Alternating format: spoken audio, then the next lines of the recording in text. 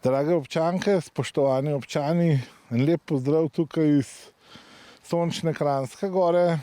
Za mano vidite lepo urejeno pokopališče. V teh dneh, okrog 1. novembra, je to kar mesto srečevanja, spomina na naše preminule. Vendar pa nas je letošnja situacija pripeljala do tega, da bo tudi ta obisk in spomin na naše najdražje, ki so odšli v onostranstvo, nekoliko drugačen. Jaz upam, da se vsi skupaj držimo navodil naše vlade in NIJZ-ja, seveda tudi priporočil štaba občinske civilne zaščite, ki je bil formiran 20. 10.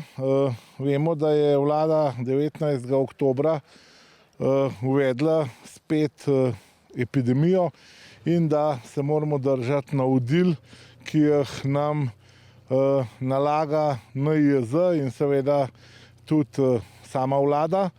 Mislim, da vsi vemo, da je zadeva dokaj resna. Če do zdaj ni v bistvu marsikdo poznal nikogar, ki je zbolel v prvem valu, je to zdaj drugače. Kranjska Gora z svojimi 5200 nekaj prebivalci je kar v bistvu med vodilnimi oziroma med najbolj inficiranimi oziroma imamo največ okužb na 100 ali 1000 prebivalcev v Sloveniji. Smo kar med zgornjimi občinami v razpredelnici, če si jo pogledamo. Tako da vas resnično prosim, da se držite navodil.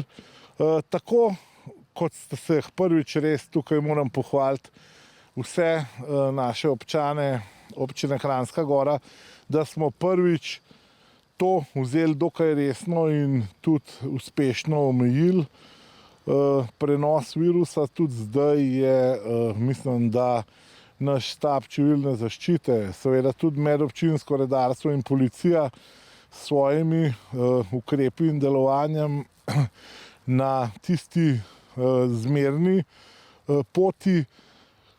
Odločili smo se na sestanku ustanovnem zdaj v drugem valu, da se držimo navodil in da v bistvu ne presegamo teh ukrepov, ki jih nam priporoča vlada. To smo dobili tudi v priporočilu koordinacije slovenskih županov, kjer aktivno sodelujem. Tako da mislim, da občina Kranjska Gora zaenkrat še ne bo uvajala nekih restrikcij pri obiskovanju oziroma ne bomo zapirali ne pokopališč in zaenkrat tudi ne otroških igrišč. Vas pa res, drage občanke in seveda občani, prosim, da se držite tega, da se rajš zadržujete v krogu svojih najdražjih, svojih bližnjih, da za rekreacijo v naši občini, ki je res lepa in velika, je ena največjih občin v Sloveniji po svoji površini, uporabljate čudovite sprehajalne poti, da uporabljate naravo, kjer ta socialna distanca nikakor ni problematična, da skrbite za svoje zdravje seveda in za svojo fizično pripravljenost na kakršenkoli način, samo da se izogibate teh mest, kjer se zbira več ljudi, različnih v bistvu gospodinjstev. Tako da tudi na pokopališče bi prosil, če hodite v socialni distanci, da se izogibate teh velikih gneč ob samem 1. novembru. Sami vemo, da je veliko boljše, da jih obiščemo kdaj drugje, da se zadržujete v svoji občini, da mogoče v mislih tudi na našem pokopališču, na svojem domačem pokopališču se spominjamo ljudi, ki jih imamo drugje, širom Slovenije, morda tudi širom Evrope. in da mogoče pomolimo ali pa v mislih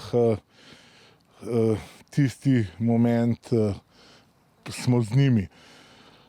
Jaz res verjamem, da bodo z vsem tem akcijam tako policije, ki bo kontrolirala prehajanje občinskih mej, z našo medobčinsko inšpekcijo, ki bo kontrolirala obnašanje in seveda tudi grupiranje ljudi na igriščah, na turističnih atrakcijah, tam, kjer bi se lahko zbralo več ljudi, in seveda tudi na pokopališčih, da uspemo res čim prej omejiti ta prenos virusa in da se vrnemo v normalno življenje. V normalno življenje je za občino Kranjska Gora, tako kot za vse druge občine, seveda pomembno, da se vrnemo tudi zaradi samega ekonomskega položaja, ker vemo, da posebej občina Kranjska Gora brez turizma, brez gostov, brez te frekvence skoraj ne more izpolnjevati niti osnovnih nalog iz občinskega proračuna. Tako da jaz bi res še enkrat vsem položil na srce. Držimo se vsi skupaj, zdržimo še teh nekaj tednov, pa da se čim prej vrnemo nazaj, da se vrnemo v normalno življenje in da pozabimo mogoče s cepivom, mogoče tudi z našim obnašanjem na te čase, ko smo se borili s korona krizo. Najlepša hvala vsem in ostanite zdravi.